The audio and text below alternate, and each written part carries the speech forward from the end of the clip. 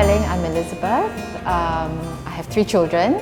They are P5, P4 and P2 this year. We just had our first nationwide home-based learning, right? So it was very exciting, but at the same time, we are also thinking about the difficulties and the effectiveness of this whole endeavor. And I think many parents have the same concern. So maybe today you can give me some advice about how to make it work. Whatever you're currently facing are also some of the anxieties that many parents are going through.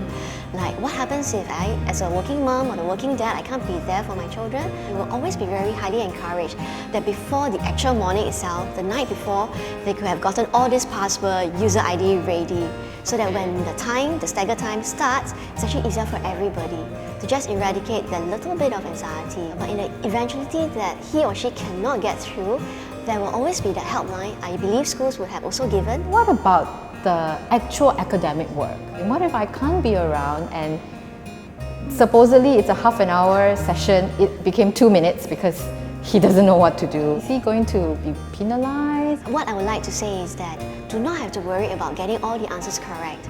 Yeah, because that part, right, just leave to very much part to the teachers. When the students go back, the teachers will be able to follow up with them. Yeah, so even if the answers are wrong, not to worry, the children will not be penalized. They will not be faulted for any reason because after all, it's home-based learning. The key thing here will be to just continue the momentum of learning, to allow the child that despite not being physically in school, learning still continue to take place at home. In the presence of mommy or in the presence of a granny or grandpa or even in the presence of a caretaker. So the mindset. Yeah, it's really just continue learning. If every time mommy comes in, caregiver comes in to give the correct answer, that we might be shortchanging the child in a certain extent. So just allow the child to try. If answers are wrong, let it be. It's okay.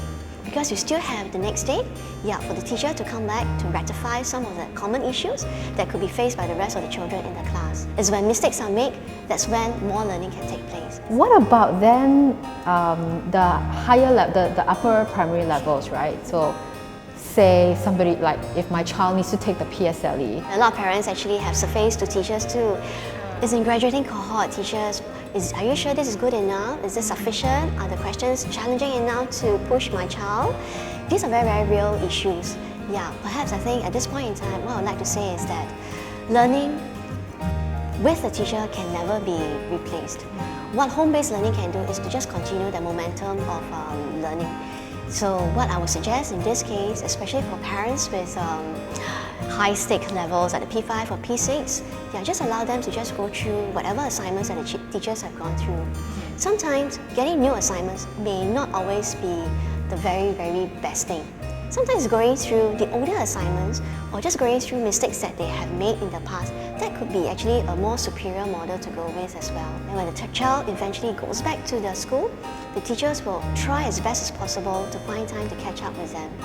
Yeah, I think even for school end, we're also trying out different platforms such as the Zoom or even Google Meet to just try to have that face time with the children so that eventually when the children do have issues with computation or understanding or even some kind of concept, especially in the area of science and for math, that is when the face-to-face Zoom time or the face Google Meet will be the best. We are really trying out in school as well. We can't promise that it's going to be wow, very smooth sailing, but at least allow the teacher some time to try this out so that at least with that face time with the children can also have some meaningful learning taking place. Out of curiosity, do you all take a lot of time and effort to prepare home-based learning materials? Yes, it takes a lot of time. Within a class itself, already the readiness of each particular child is very different. So really for the teacher to be able to have some kind of differentiation, whether in terms of assignment, whether in terms of instruction, will also have to come via the knowledge of knowing each child well. With the knowledge of each child, then the teacher can be able to tweak and design something just for that particular group of students or child. So Wai Leng, I need to clarify one thing. Yes. Does home-based learning always involve using a screen or a gadget? No. When we talk about home-based learning, it has to be quite encompassing. It will have that element about online and also offline. So talk about online, it'll be very much the screen time. for roughly about that 20 minutes for each subject. Yes, SLS or via the Zoom and all that.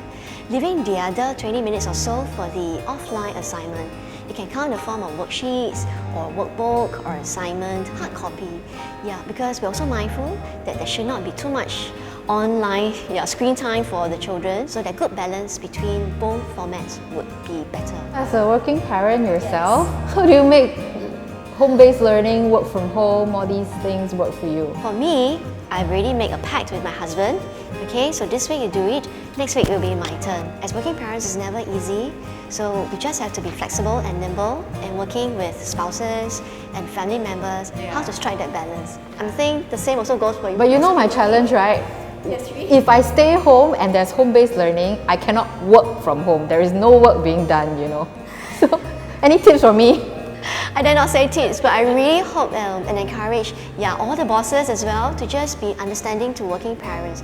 That really back home, this is the first time as a nation we're trying full HBL, so I would really seek the understanding of bosses as well to give that parents that leeway to spend quality time with children. I think as busy parents, when then is actually a good time. I feel that from my experience, when I hear from my husband, home-based learning is actually one platform where he and my child really had very good bonding time. In fact, they had lunch together, they even play together, and even the time to read. So I thought that was really some daddy and child time. So for that, I was very heartened. So I'm looking forward to my next week. If my child needs help when he's doing an assignment or a task or a particular subject he's struggling with during HBL, home-based learning, can he call the teacher? How does he get help? Teachers have made themselves available from the 8 o'clock to 4 o'clock to just gather all this feedback. If Elizabeth or even for any parents that have a question or the children have a question, just feel free to either email or call the school, or if you have on Class Dojo, just feel free to just tinkle the teacher. I'm sure the teacher will be ready to just be able to touch base to answer some of your queries. But having said that, I must also be very, very honest too, because teachers are after all working parents. Some of them also have elderly family members to be taking care of. So we also want to respect their private time too. How literate in IT must my child be to do home-based learning, some of the more technical tasks using the computer? I would say generally, schools would have prepared to a certain extent the children, in terms of the login. So for instance, how to log in, how to use the mouse. Using the mouse, So these are the little things that the schools have been doing to prepare the children. In fact, right from the start of the year, we're always very, very mindful about the home-based learning because we never know when it will kick in. So schools definitely have done the basic homework.